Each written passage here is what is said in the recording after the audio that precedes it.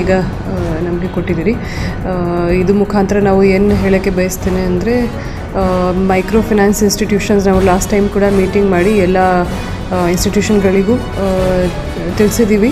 It has to B ಇದು rampant ಆಗಿ ಈ ಥರದ್ದು ಕೆಲಸ ಅವರು ಬಂದ್ ಮಾಡಬೇಕಾಗುತ್ತೆ. ಮತ್ತು ಯಾರೂ ಇರಲಿ, ಸನ್ರೈಸ್ ಟು ಸನ್ಸೆಟ್ ಮಾತ್ರ ಅವ್ರ ಮನೆಯಲ್ಲಿ ಹೋಗಿ ಇದು ಹಣ ವಾಪಸ್ ತುಂಬಕ್ಕೆ ಅವರು ರಿಕ್ವೆಸ್ಟ್ ಮಾಡಬೇಕಾಗುತ್ತೆ. ಯಾರಿಗೂ ಯಾವ ರೀತಿಯಲ್ಲಿ ದಬ್ಬಾಳಿಕೆ ಮಾಡಲು ಅಥವಾ ಟಾರ್ಚರ್ ಕೊಡದೇ ಆಗಲಿ ಆ ಥರದ್ದು ಮಾಡೋಕ್ಕೆ ಆಗಲ್ಲ. ಪೊಲೀಸ್ ಕೂಡ ಸಿವಮೋಟೋ ಕೂಡ ಇದರಲ್ಲಿ ಕೇಸ್ ರಿಜಿಸ್ಟರ್ ಮಾಡ್ತಾರೆ. ಆ್ಯಂಡ್ ಸನ್ಸೆಟ್ ಮೇಲೆ ಯಾರ ಮನೆಯಲ್ಲಿ ಹೋಗಲೇಬಾರ್ದು ಅಂತ ನಾವು ಇದು ಕೂಡ ತಿಳಿಸಿದ್ದೀವಿ. ಇದು ಬಿಟ್ಟು ನಾನು ಜನರಿಗೂ ಏನು ಹೇಳ್ತೀನಿ ಅಂದರೆ, 3 ಲಕ್ಷ ತನಕ ಲಿಮಿಟ್ ಇದೆ ಮೈಕ್ರೋ ಫೈನಾನ್ಸ್ ಇನ್ಸ್ಟಿಟ್ಯೂಷನ್ ಕಡೆಯಿಂದ ಲೋನ್ ತೊಗೊಳ್ಳೋಕ್ಕೆ. ಅವರು ಒಂದು ಬಿಟ್ಟು ಬೇರೆ ಬೇರೆ ಕಡೆಯಿಂದ ತೊಗೊಳ್ತಿದ್ದಾರೆ. ದಯವಿಟ್ಟು ನಿಮಗೆ ಕೂಡ ಏನು ಅವಶ್ಯಕತೆ ಇದೆ ಅಷ್ಟೇ ಮಾತ್ರ ನೀವು ಲೋನ್ ಮೈಕ್ರೋ ಫೈನಾನ್ಸ್ ಇನ್ಸ್ಟಿಟ್ಯೂಷನಿಂದ ತೊಗೊಳ್ಳಿ.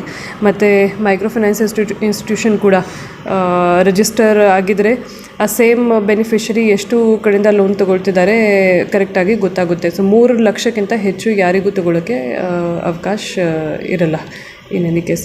ಮತ್ತು ಈ ಥರದ್ದು ಕೇಸ್ ಬಂದರೆ ಸ್ಟ್ರಿಕ್ಟ್ ಆ್ಯಕ್ಷನ್ ಕೂಡ ಅವ್ರ ಮೇಲೆ ಆಗುತ್ತೆ.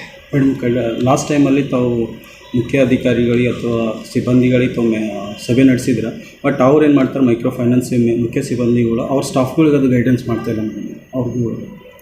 ಓಕೆ, ಇದ್ರ ಬಗ್ಗೆ ಕೂಡ ನಾವು ಗಮನ ಹರಿಸ್ತೀವಿ. ಎಲ್ಲ ಗೌರ್ಮೆಂಟ್ ಲೆವೆಲ್ ಆಫೀಸರ್ಸ್ನು ಯಾರಿದ್ದಾರೆ ಮತ್ತು ಲೀಡ್ ಬ್ಯಾಂಕ್ ಮ್ಯಾನೇಜರ್ ಆಗಲಿ ಅಥವಾ DRCS ಆಗಲಿ ಎಲ್ರಿಗೂ ಈಗ ಅವರಿಗೂ ಇದು ಡೈರೆಕ್ಷನ್ಸ್ ಕೊಡ್ತೀವಿ ದಟ್ ಫರ್ದರ್ ಅವರು ಇದನ್ನು ಪರ್ಕುಲೇಟ್ ಮಾಡಬೇಕು.